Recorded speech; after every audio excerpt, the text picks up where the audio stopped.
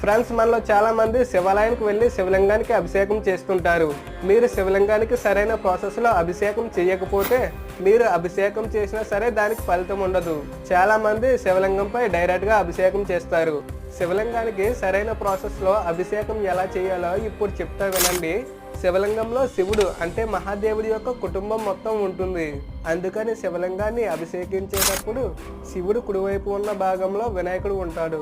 అందుకని మీరు ముందుగా వినాయకుడిని అభిషేకించాలి. వినాయకుడు వెనక భాగంలో కుమారస్వామి ఉంటాడు.